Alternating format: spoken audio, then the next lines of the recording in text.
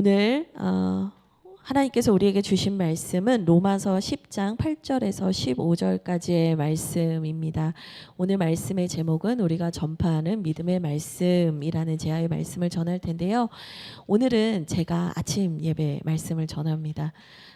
최병화 목사님께서 지역교회에 담임 목사님이 부재하신 교회가 있는데 좀 어려운 상황이셔서 요청이 왔습니다. 그래서 목사님께서 다녀오시고 오후 예배 때 설교하실 거고요. 또 어려운 교회를 저희가 함께 섬기는 귀한 일이어서 성도님들께 양해를 부탁드리겠습니다. 네. 제가 오후에만 설교하다가 또 아침에도 설교하니까 아침에 말씀으로 못 만났던 분들을 또 이렇게 단위에서 만나니 또 기쁜 시간이기도 합니다. 네, 종종 이런 시간이 있으면 좋겠습니다. 네, 우리 함께 기도 잠깐 제가 하고요. 우리 말씀 함께 나누도록 하겠습니다. 하나님 고맙습니다. 하나님께서 오늘도 이 날을 허락해 주셔서 우리가 그 호흡하며 생명을 가지고 이 자리에 나왔습니다. 하나님 아버지, 오늘 주님께서 들려주시는 그 말씀 앞에 우리의 귀를 열게 하시고 주님께 청종하며 나아갈 수 있도록 역사하여 주시옵소서. 예수 그리스도의 이름으로 기도합니다. 아멘. 오늘 하나님께서 주시는 말씀 먼저 우리 함께 읽을 텐데요. 8절부터 15절까지 제가 먼저 읽고 여러분과 제가 교독한 후에 마지막 절 함께 읽도록 하겠습니다. 그러면 무엇을 말하느냐? 말씀이 내게 가까워 내 입에 있으며 내 마음에 있다 하였으니 곧 우리가 전파하는 믿음의 말씀이라. 내가 만일 내 입으로 예수를 주로 시인하며 또 하나님께서 그를 죽은 자 가운데서 살리신 것을 내 마음에 믿으면 구원 받으리라. 사람이 마음으로 믿어 의에 이르고 입으로 시인하여 구원에 이르느니라.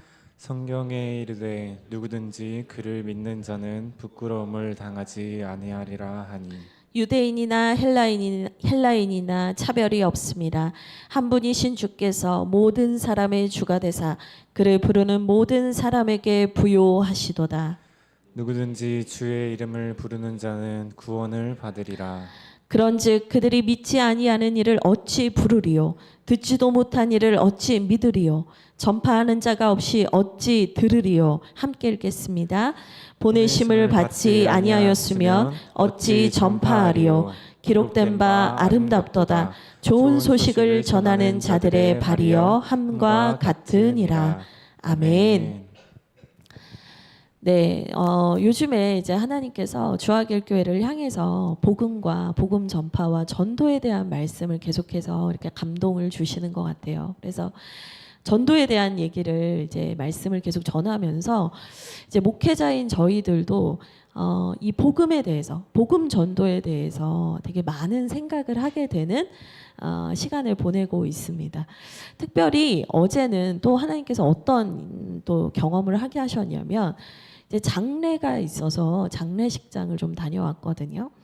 그래서 이제 조문을 하고 이제 고인에 대한 이야기들, 인생에 대한 이야기들 또 우리가 기억하고 추모하면서 또 그분의 믿음과 신앙을 잘 따라가자 이런 이야기들을 이제 장례 때 하잖아요. 근데 이제 이런 이야기들을 쭉 듣는데 제가 오랫동안 알았던 분인데 이 얘기를 처음 들었어요. 뭐였냐면 이제 돌아가신 분이 저희가 알고 있는 목사님 가정, 저희를 또 후원해 주셨던 교회 가정, 이 가정에서 이 가정의 그 장인 어른이라고 해야 되나요? 목사님의 장인 어른이 돌아가신 거였거든요. 근데 아주 오래된 사이예요. 20년이 넘은 사이니까. 근데 처음 들었어요. 뭘 처음 들었냐? 이 아버님이 37년 전에 의식을 잃고 거의 이제 식물인간 상태로 가셨었다는 거예요. 근데 이제 의식을 잃으시고 거의 사람들이 이제 돌아가셨다라고 하는 상황이었는데 그때 이 아버님이 천국에 갔다 오셨대요. 전 몰랐어요. 20년, 그러니까 저희 남편이 20년 알고 저는 10몇 년을 알았는데 처음 들은 얘기였어요. 그래서 천국에 갔다 오셔서 예수님을 만나고 오셨다. 근데 그분이 그때 믿지 않았다라는 거예요. 믿지 않는 분이었다는 거예요. 근데 아내분의 기도가 늘 있었고, 근데 이 경험을 하고 나서 갑자기 딱 깨어나서는 일어나자마자 막 신발을 신더니 복음을 전하러 가야 돼 그러면서 막 뛰쳐나가셨었대요. 근데 저는 사실 이런 얘기들을 잘 믿지 않았고 뭐 제가 직접 본 적은 없었어요. 근데 이분께서 그런 경험을 하면서 37년 동안 하나님께서 주신 생명이라고 이제 늘 고백을 하시면서 수많은 분들에게 전도를 하셨다는 거예요. 그래서 온 집안과 가정을 바꾸시고 복음 전파를 계속 하시다가 그러다가 이제 37년 후에 주님의 부름을 받고 가셨습니다. 저희 아버지는 예수님 그 복음을 평생 전하신 분이었습니다. 이 고백을 하시는데요. 이 설교 말씀을 이제 전도에 대한 말씀을 설교 말씀을 준비하던 중에 제가 이 장례식장에서 이 일을 겪고 나니까요. 더 많은 생각을 하게 되더라고요. 우리가 전도하게 하는 힘은 뭘까? 우리가 예수 그리스도를 전하게 하는 그 영적인 힘은 뭘까 생각해 봤을 때 우리가 예수님을 진정으로 만나고 우리가 천국에 대한 소망이 분명히 있을 때 이것은 누가 말려도 하게 되는 것이구나. 이건 누가 하지 말라고 해도 그것은 하게 되는 것이구나. 예. 어제 그 일로 인해서 제가 이 말씀을 전함에 있어서 더 큰 확신을 하게 됐어요. 결국에 우리가 뭐 천국을 다 봐야 됩니까? 아니에요, 여러분. 사실은 예수님을 직접 눈으로 보고 막 우리가 이런 특별한 경험을 해야지만 복음을 전할 수 있는 것이 아니라 우리에게는 뭐가 있냐? 말씀이라는 것이 있습니다. 더 귀하고 더 우리에게 가까이 있고 더 유익한 우리에게 더 좋은 것이 있는데 그게 뭐냐면 말씀이라는 것입니다. 우리는 말씀을 통해서 예수 그리스도가 우리를 위해서 죽으시고 부활하셨다라는 것을 배웠습니다. 이 말씀이 생생하게 살아있는 체험이 될 때, 이 말씀이 생생하게 우리 안에서 역사하는 경험을 할 때 우리는요 전도하게 되는 것이죠. 오늘 우리가 함께 읽은 말씀 8절 말씀 우리 함께 읽겠습니다. 같이 읽겠습니다. 시작. 그러면 무엇을 말하느냐? 말씀이 내게 가까워 내 입에 있으며 내 마음에 있다 하였으니 곧 우리가 전파하는 믿음의 말씀이라. 아멘. 사도 바울이 이 믿음의 말씀에 대해서 얘기를 하고 있는데 이 말씀이 어디 있다라고 8절 처음에 얘기하냐면 너에게 가까이 있다. 이렇게 얘기를 해요. 우리의 마음에 있고 우리의 입술에 넣어주신 예수 그리스도의 복음이 우리에게 가까이 있다는 거예요. 여러분 우리가 저 먼 천국에 대한 이야기를 해야지만 내가 예수님을 육안으로만 봐야지만 복음을 전하는 것이 아니라 주님께서 우리에게 무엇을 주셨냐면 말씀을 주셨다는 거예요. 근데 그 말씀이 어디 있는가? 우리의 마음과 입술에 가까이 있다는 거예요. 여러분 이 말씀은 신명기 30장 14절의 말씀을 사도 바울이 인용한 것인데 신명기 30장 14절의 말씀을 우리가 좀 한번 같이 보면 좋겠습니다. 신명기 30장 14절 말씀인데요. 사실 11절부터 보면은 좀 좋을 것 같아요. 11절부터 같이 보면 좋겠습니다. 제가 가진 성경으로는 383면에 있습니다. 네. 신명기 30장 구약성경 신명기 30장 14절 말씀인데 저희는 11절부터 14절까지 한번 쭉 보겠습니다. 네, 같이 짧으니까 같이 읽을게요. 같이 읽겠습니다. 시작.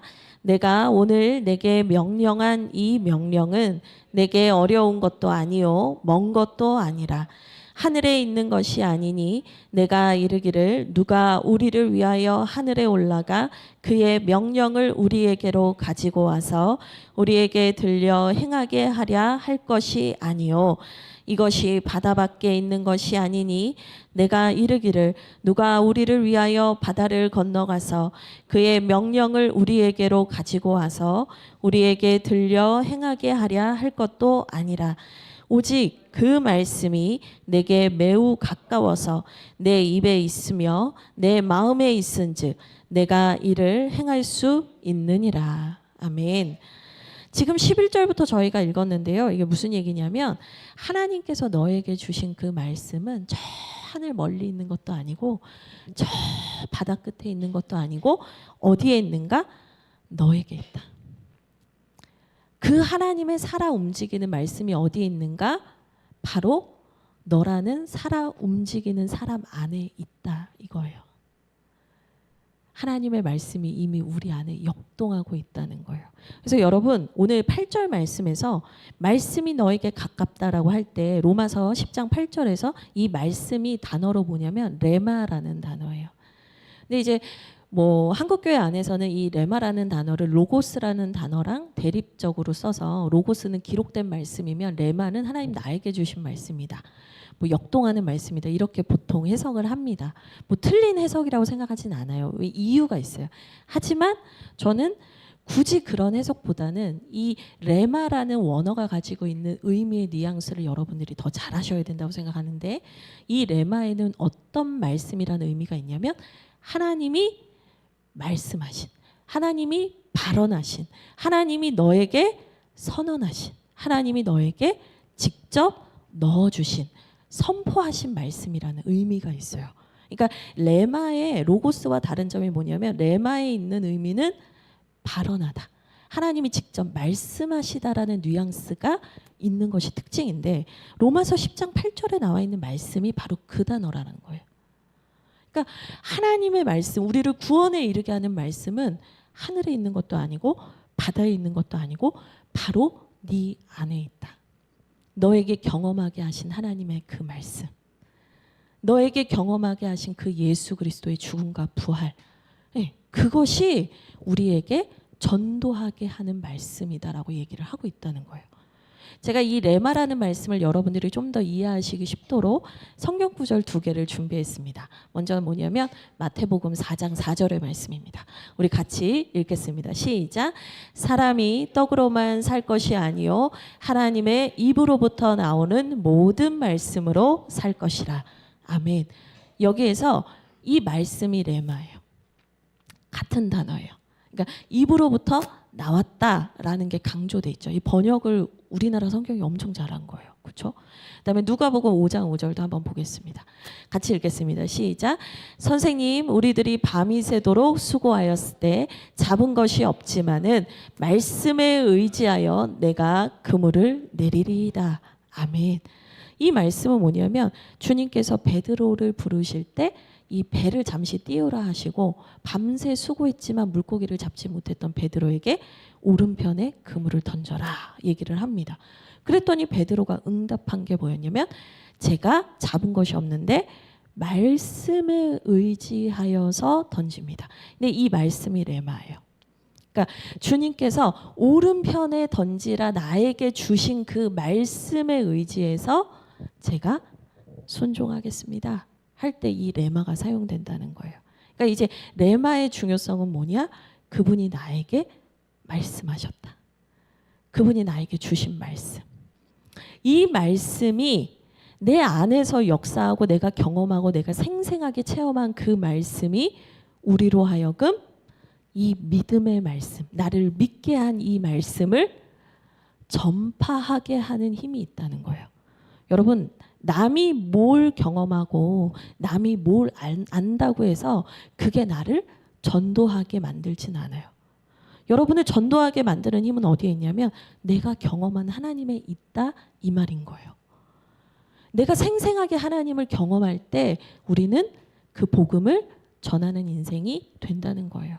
그래서 여러분 8절 말씀 보시면 너의 입에 있다, 내 마음에 있다. 이것이 이제 신명기 말씀을 인용해 온 것이지만 결국에는 뭐예요?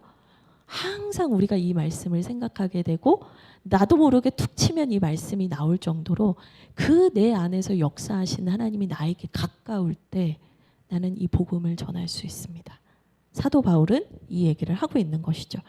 그러면서 9절과 10절을 이어서 얘기하는데 여러분들께서 너무나 잘하셔서 이 말씀은 사실 암송 말씀으로도 여러분들이 배우셨을 말씀입니다. 9절과 10절의 말씀 함께 읽겠습니다. 시작. 내가 만일 내 입으로 예수를 주로 시인하며 또 하나님께서 그를 죽은 자 가운데서 살리신 것을 내 마음에 믿으면 구원을 받으리라. 사람이 마음으로 믿어 의에 이르고 입으로 시인하여 구원에 이르느니라. 아멘. 그러면서 이 믿음의 말씀, 나를 믿게 한 말씀, 내 안에서 생명력을 갖게 하신 그 주님의 말씀이요, 마음에 믿어져야 입으로 고백할 수 있고, 또 고백하다 보면 이것이 믿음이 된다라고 얘기를 하고 있어요. 여러분, 알이 먼저냐 닭이 먼저냐 그거 아시죠? 이 세상에 알이 먼저 낫겠냐 닭이 먼저 낫겠냐, 이게 먼저냐 저게 먼저냐, 사람들은 막 그 논리로 싸워요. 여러분, 믿음이 먼저일까요? 시인하는 게 먼저일까요?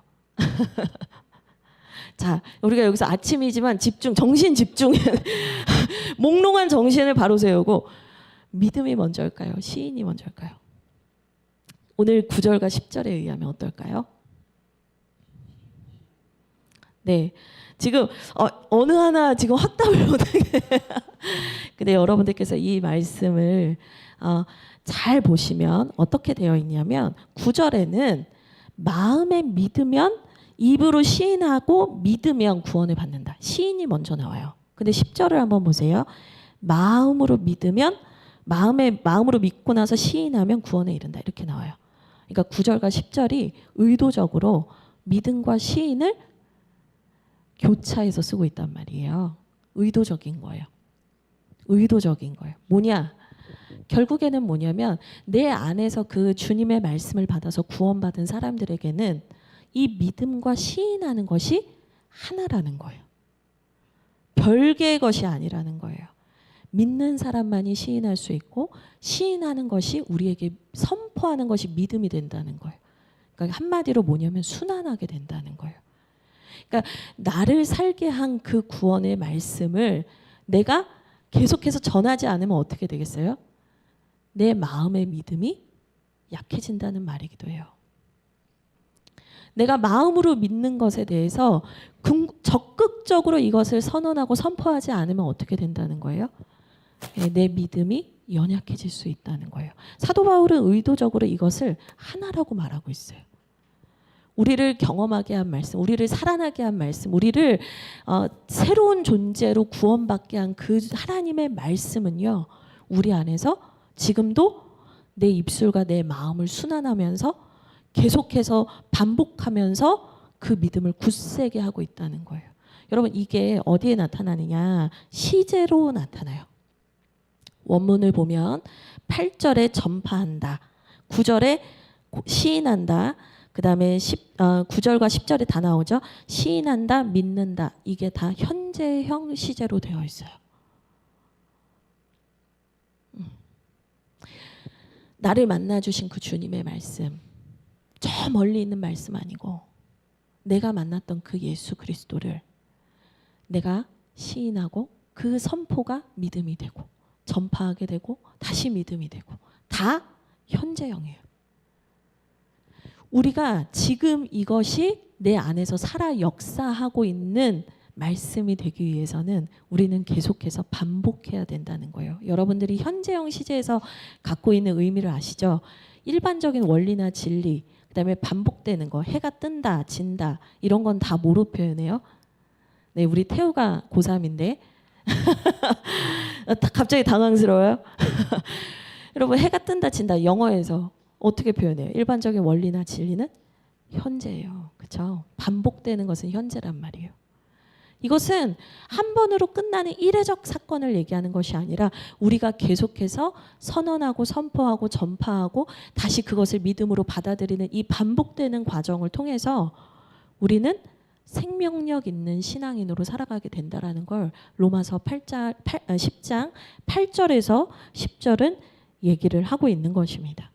그러므로 계속해서 강조하는 것은 뭐냐면, 당신들의 믿는 말씀, 당신들이 정말 굳게 붙잡고 있는 말씀, 당신들을 구원한 하나님의 말씀, 그리고 당신이 정말 오늘 지금 믿고 있는 이 말씀을 전파하고 전파하십시오 라고 계속 강조를 하는 거죠. 근데 여러분 이제 여기까지 이제 성경의 말씀입니다. 이제 우리의 삶에 대한 얘기를 좀 해볼까요? 그런데 우리가 복음을 전하는 것이 때로는 겁이 나고 두렵습니다. 그렇죠? 이 복음을 전하는 것이 그냥 내 일이 아니라 목사님의 일인 것 같습니다. 근데 저는 저희 교회가 막 부흥케 되기 위해서 여러분한테 전도하라고 하지 않습니다. 그거는 하나님의 일입니다. 우리가 우리의 일을 잘 해나가고 우리가 하나님 기쁘시게 세워나가면 그건 하나님의 일이죠. 이 교회의 자석을 늘리기 위해서 여러분에게 전도하라는 것이 아닙니다. 여러분의 부담에 대해서도 알고 있고요. 저도 전도를 안 하다가 하려고 하면 괜히 주저할 때가 있습니다. 근데 제가 한번 생각해 봤어요. 결국에는 우리가 생명력 있는 신앙으로 하나님의 말씀이 생생하게 역동하는 신앙인으로 살아가기 위해서 전도하는 것인데 그 전도하는 데 있어서 우리를 계속 주저하게 만드는 게 뭐냐라는 거예요. 사도 바울은 이미 그걸 아셨던 것 같아요. 그래서 우리 11절, 12절 한번 읽어보도록 하겠습니다. 같이 읽겠습니다. 시작. 성경에 이르되 누구든지 그를 믿는 자는 부끄러움을 당하지 아니하리라 하니 유대인이나 헬라인이나 차별이 없음이라. 한 분이신 주께서 모든 사람의 주가 되사 그를 부르는 모든 사람에게 부요하시도다. 아멘. 이 사도 바울 선생님도 이 당시에 사람들이 전도하는 것에 대해서 두려워한다는 걸 알고 있었어요. 근데 11절에 보니까 그 두려워하는 게 뭐냐면 부끄러움을 당할까 봐라는 거예요. 여러분 11절에 보세요. 누구든지 그를 믿는 자는 부끄러움을 당하지 아니하리라. 이게 갑자기 이 얘기 뜬금없잖아요. 너에게 하나님이 주신 네가 경험한 그 하나님의 말씀 전해야 돼. 그래야 그것이 너를 살게 하고 그것이 하나님이 기뻐하시는 거야. 이렇게 선언을 하고 나서 갑자기 그것을 믿는 자는 부끄러움을 당하지 않는데요. 이 무슨 뉘앙스가 있는 거냐면 복음을 전하면서 사는 삶에 대한 두려움에 대해서 사도 바울 선생님이 알고 있었다는 거예요. 근데 그러니까 두려움의 핵심이 뭐냐? 부끄러움을 당할까 봐. 내가 이상한 사람이 될까 봐. 내가 손해를 볼까 봐. 내가 누군가한테 조롱을 받을까 봐. 제가 예전에 한 목사님과의 만남이 있었어요. 제가 그 목사님과 아주 오랜 시간을 함께 동역을 했었는데 이 목사님이 가는 곳마다 부흥을 하는 거예요. 제가 희한했어요. 와, 목사님이 가기만 하면 막 사람들이 막 몰려와. 와, 이게 무슨 일인가 했어요. 근데 목사님이 어릴 때 얘기를 해주시는데 초등학교 때 부모님이 믿지 않으시는데 혼자서 어떻게 교회 친구에게 전도를 받아서 교회를 나가시기 시작했대요. 그래서 열심히 교회를 다니는데 예수님이 너무 좋아서 이 초등학교의 어린 아이가 계속 예수님을 전했대요. 동네 친구들한테 옛날에 누구야 놀자 그러면 막 다 나오던 시절이잖아요. 그러니까 막 전도하자 막 이러면서 이렇게 전도를 했대요. 근데 하루는 주일에 어떤 친구네 집에 가서 전도를 했는데 그 친구 어머니가 나오더니 안 돼! 이렇게 혼을 내시더라는 거예요. 혼을 내시면서 이 목사님 어릴 때 초등학교일 때 이 아이 앞에서 뭐라고 했냐면 예수쟁이랑 노는 거 아니야. 어디 저런 정신 나간 애랑 놀아 이렇게 얘기를 한 거예요. 애 앞에서. 근데 그 말을 면전에서 듣고 그 목사님이 너무 슬퍼가지고 펑펑 울다가 기도를 하는데 그때 주님이 내가 너를 부끄럽게 하지 않겠다라는 응답을 주셨다는 거예요. 그리고 나서는 그 목사님이 계속해서 이 복음을 전하게 하셨는데 이상하게요. 이 목사님이 가는 교회마다 부흥을 하는 거예요. 근데 목사님 저한테 그 얘기를 하세요. 하나님께서 나한테 이 부흥의 은혜를 주신 것에 대해서 내가 종종 생각하는데 아마 그 어릴 때 내가 그 복음을 위해서 수치를 당했던 거. 그러니까 우리가 볼 때 별거 아니지 그럴 수도 있지만 그 어린 아이가 받았을 때는 부끄러운 일, 수치를 받은 일이었을 텐데 그 일을 겪은 이후로 하나님께서 내가 가는 곳마다 은혜를 주셨어. 이 얘기를 하시는 거예요. 그래서 제가 무슨 생각을 했냐면 11절에서 누구든지 그를 믿는 자는 부끄러움을 당하지 아니하리라. 이 말씀이 복음을 전하다가 부끄러움을 당하지 않게 된다. 뭐 때로는 전혀 어떤 거절도 받지 않는다 이런 의미가 아니고요. 우리가 복음을 전하다가 어려운 일을 겪을 수 있고 거절을 당할 수도 있지만 궁극적으로는 하나님께서 반드시 그 열매를 주시고 그것이 결코 헛된 일이거나 수치스러운 일이 아니었음에 대해서 알게 하신다라는 말씀이라는 걸 알게 됐어요. 제가 이 11절 말씀을 보면서 사도 바울의 삶을 생각해 봤거든요. 여러분 사도 바울이요. 고린도 후서를 보면 이 사도 바울의 고난을 적어놓은 본문이 있어요. 몇 번을 돌에 맞아 죽을 뻔했고 몇 번을 매에 맞아 죽을 뻔했고 수많은 헐벗고 굶주렸던 이야기들이 쭉 나오는 부분이 있어요. 그걸 고난사라고 하거든요. 사도 바울은요 복음 전하다가 몇 번을 죽을 뻔한 사람이에요. 몇 번을 사람들한테 끌려가서 매를 맞았던 사람이에요. 근데 그 복음 전하는 과정에서 부끄러운 일이 없었겠어요? 여러분 예수님도 한번 생각해 보세요. 예수님께서 십자가를 지시기 전에 그 극악무도한 자들에게 주먹으로 맞고 채찍을 맞으셨고 온갖 부끄러움을 당하셨거든요. 근데 히브리서에서 뭐라고 하냐면 그분이 진정한 즐거움을 위해서 그 부끄러움을 개의치 않으셨다라고 얘기해요. 그러니까 뭐냐? 그 전도하는 순간에 부끄러운 일이 없을 거다라는 것이 아니라 복음을 전하는 자들은 궁극에 분명히 하나님께서 그것을 열매 맺게 하셔서 부끄러움을 당하지 않게 하신다라는 말씀이 담겨 있는 거예요. 제가 처음에 그 얘기를 드렸어요. 우리가 왜 두려워하는가? 복음 전도에 생명이 있고 이것이 날 살게 했고 누군가를 살게 하는 말씀인데 왜 우리가 전하는 것을 두려워하지? 부끄러움을 당할까 봐. 근데 여러분 지금 우리가 복음을 전하다가 혹 부끄러움을 당하게 된다 해도 그거는 지나가는 거예요.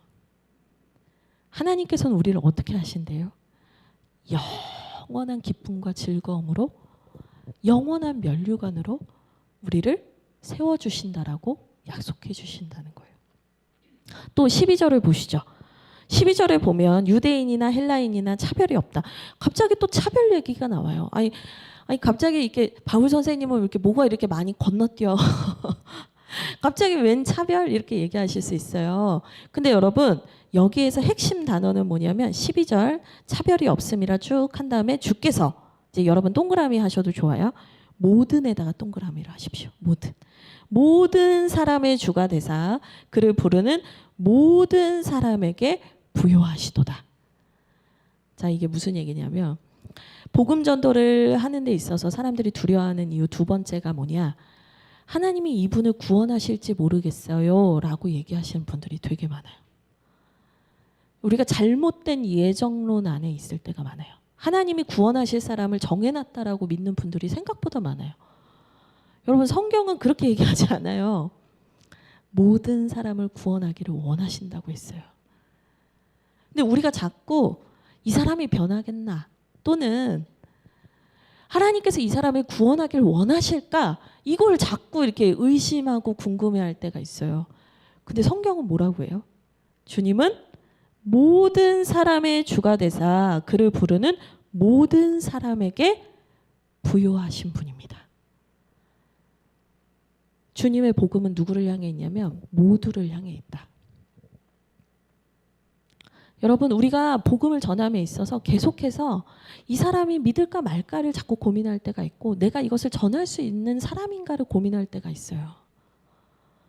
근데 여러분 내가 자격이 있는 사람인가라는 고민은 우선은 절대로 하시면 안 돼요.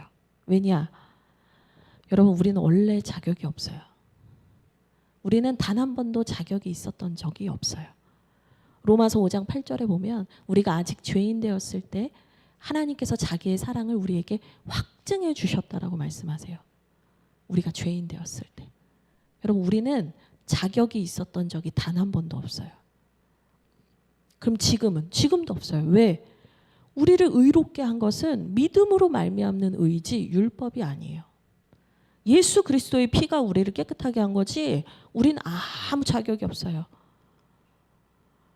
여러분 자격 없는 사람이 내가 전해도 될까 자격을 논하는 거, 사실은 저는 사단이 우리를 되게 교묘하게 속이는 거라고 생각해요. 네 삶도 똑바로 못 살면서 네가 뭘 전하냐. 계속해서 우리를 참소하는 거예요. 아니에요. 여러분 복음을 전하셔야 돼요.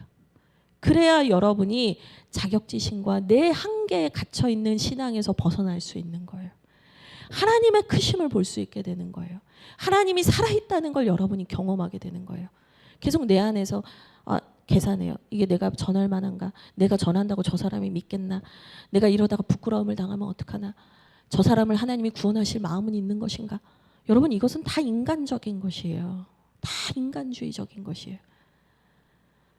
사도 바울이 지금 로마서 1장부터 8장까지 계속 얘기했던 게 뭐냐면 우리는 믿음으로 말미암아 구원받았다. 우리에겐 자격이 없었다. 그 얘기 계속 하거든요. 사실 이 9장과 10장에는 어떤 얘기가 있냐면 유대인의 구원에 대한 얘기가 나와요. 그러니까 유대인의 구원이 뭐냐? 이제 사도 바울을 사람들이 이방인의 사도냐 유대인의 사도냐 이런 고민을 할 때가 있어요. 그러니까 뭐냐면 사도 바울이 이방인들의 구원을 위해서 부름받은 사람이고 베드로는 유대인을 위해서 복음을 전하라고 부름받은 사람이다 이렇게 알고 있거든요. 근데 있잖아요. 성경을 보면 바울이 그래서 유대인들이나 유대인의 법에 대해서 되게 날카롭게 비판하고 싸우는 것처럼 보여지지만 그것이 그들을 구원하게 하지 못하기 때문인 거지 사도 바울은 유대인을 형제로 생각하고 그들도 구원받기를 원하거든요. 그래서 9장 여러분 한번 잠깐 앞장 넘겨보시면 9장 3절 한번 볼게요. 9장 3절 우리 함께 읽겠습니다. 시작. 나의 형제 곧 고륙의 친척을 위하여 내 자신이 저주를 받아 그리스도에게서 끊어질지라도 원하는 바로다. 이게 무슨 말이냐면 이스라엘 민족 유대인들이 자기의 의를 세우는 율법으로 말미암아 구원을 받을 수 있다라는 생각을 버리고 예수 그리스도를 믿어서 그들이 구원받을 수만 있다면 나는 지옥 가도 상관없다고 얘기하고 있는 거예요. 그리고 10장에도 있어요. 10장 1절입니다. 우리 같이 읽어보겠습니다. 시작.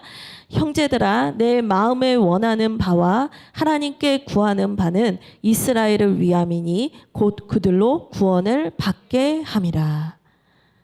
지금 사도 바울은요 이방인들에게 복음 전하는 사역을 열심히 하고 있는 사도의 그 직분을 받았어요. 자기 사명이 있어요. 그렇긴 한데 여전히 그 복음에서 멀어져 있는 그 자기의 동족에 대한 애타는 마음이 있다니까요. 자기 가족에 대한 애타는 마음이 있는 거예요. 내가 하나님께 받은 사명이 있어서 이방인 선교를 하고 있는데 내 마음에는 여전히 내 동족과 가족을 향한 구원을 향한 애타는 마음이 있다는 거예요. 난 한 번도 그 마음을 버린 적이 없다는 거예요. 난 그들이 구원받기를 너무나 원한다는 거예요. 근데 지금 사도 바울이 복음 전할 때마다 따라다니면서 괴롭히고 죽이려고 돌 던지는 사람들이 누군지 아세요? 이 사람들이에요. 유대인들. 절대로 구원받을 수 없을 것 같고 이 사람들이 하나님 믿는 건 말도 안 되는 일이라고 생각할 수밖에 없는 사람들인데 지금 사도 바울이 얘기하는 거예요. 우리는 그저 나에게 주신 이 생명의 말씀을 전합니다. 하나님의 복음에는 차별이 없습니다. 이 사람이 믿을 것이냐 말 것이냐는 내 판단의 문제가 아닙니다. 이것을 전하다가 부끄러움을 당하느냐? 그거는 단기적인 것에 대해서 내가 집착하는 것이지 반드시 하나님은 우리를 영광스럽게 하십니다. 유대인들이 우리를 죽이려고 하고 내 가까운 사람들이 믿지 않겠다라고 나를 저항하고 거절하는 것 같지만 하나님은 어떻게 하신다는 거예요? 반드시 역사하실 거라는 거예요. 그러므로 여러분 복음을 전하는 것에 대한 두려움이 여러분 안에 있지만 여러분 전하셔야 돼요. 제가 더 느껴요. 요즘에 그 시청에서 너무 가슴 아픈 일이 있었는데 여러분 우리가 언제 주님께 갈지는 우리 아무도 모르는 겁니다. 저는 저희 언니를 보내고 나서 그 생각을 더 하게 됐는데 생명이라는 것이 우리가 생각하는 만큼 사라지는 것이 아니더라고요. 하나님의 전적인 주권입니다. 여러분 안에 역사하시는 그 하나님의 말씀을 전하셔야 됩니다. 하나님께서 우리에게 요청하신 건 뭐예요? 전하라는 겁니다. 우리 13에서 15절 마지막으로 같이 읽겠습니다. 읽겠습니다. 시작. 누구든지 주의 이름을 부르는 자는 구원을 받으리라. 그런즉 그들이 믿지 아니하는 일을 어찌 부르리요? 듣지도 못한 일을 어찌 믿으리요? 전파하는 자가 없이 어찌 들으리요? 보내심을 받지 아니하였으면 어찌 전파하리요? 기록된 바 아름답도다. 좋은 소식을 전하는 자들의 발이여 함과 같으니라. 아멘. 마지막으로 여러분에게 전하고 싶은 건 뭐냐면 누군가가 주님을 믿게 되는 데 있어서 무슨 일이 있었는가, 그 전에 어떤 일이 있었는가 보니까 전파하는 사람을 통해서 듣는 일이 있었다는 거예요. 그래서 듣고 그것을 믿게 됐고 시인하게 됐다라는 얘기를 해요. 근데 여러분 이제 아까 9절과 10절에서 제가 뭐라고 했냐면 믿음과 시인은 이렇게 알이 먼저냐 닭이 먼저냐처럼 이렇게 순환되는 관계라고 했어요. 근데 이 13, 14, 15절을 보면 순서가 나와요. 뭐가 먼저냐면 믿는 게 먼저예요. 왜냐? 여러분 보세요. 14절. 그들이 믿지 아니하는 일을 어찌 부르리요. 여기에 이 원문을 보면 결코라는 말이 들어가 있거든요. 그러니까 그들이 믿지 않는다면 어떻게 말하겠습니까? 라고 얘기를 해요. 그러면 앞에 거는 뭐고 뒤에 거는 뭡니까? 자, 설명을 들으셔야 돼요. 앞에 9절과 10절에 있는 것은 이미 복음을 받아들이고 믿게 된 사람, 하나님의 자녀가 된 사람에게는 말하는 것과 믿는 것이 순환하면서 성장하는 거예요. 근데 처음 복음을 듣고 믿음을 시작하게 되는 사람에게는 뭐가 먼저예요? 마음에 믿어서 고백하게 되는 게 먼저라는 거예요. 다른 거 아시겠어요?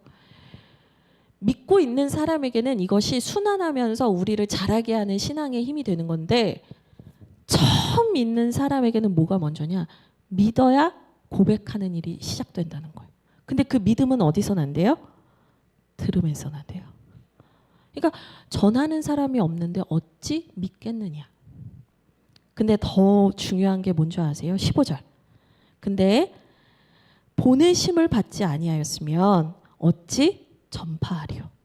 그러니까 그 궁극적인 얘기는 뭐냐면 믿어야 말하게 되는데 믿기 전에 무슨 일이냐면 들어야 된다는 거예요. 들으려면 전파하는 사람이 있어야 된다는 거예요. 근데 그 전파하는 사람은 보냄을 받지 않았으면 갈 수 없다는 거예요. 궁극적으로 얘 뭘 말하는 거냐? 하나님이 우리를 보내신다는 거예요.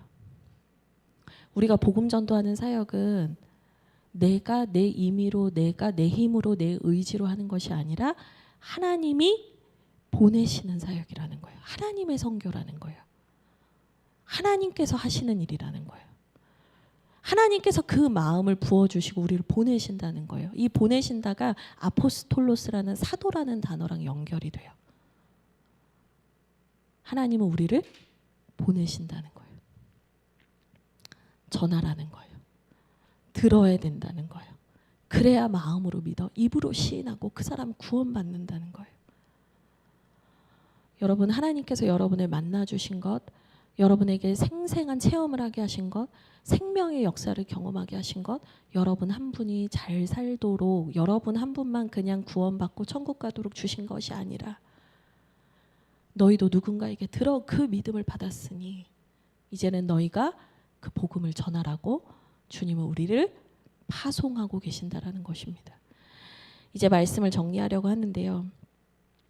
여러분, 우리는 두려움이 있지만 여러 가지 염려들이 있지만 전할 때 우리 안에 생명의 믿음이 솟아납니다. 그리고 하나님께서 우리를 보내셨습니다. 그러므로 담대하게 여러분이 믿는 믿음을, 예수 그리스도의 죽음과 부활을 선언할 수 있는 믿음의 사람으로 여러분들이 한 분 한 분이 서가시기를 주님의 이름으로 축원드립니다. 우리 함께 기도하겠습니다.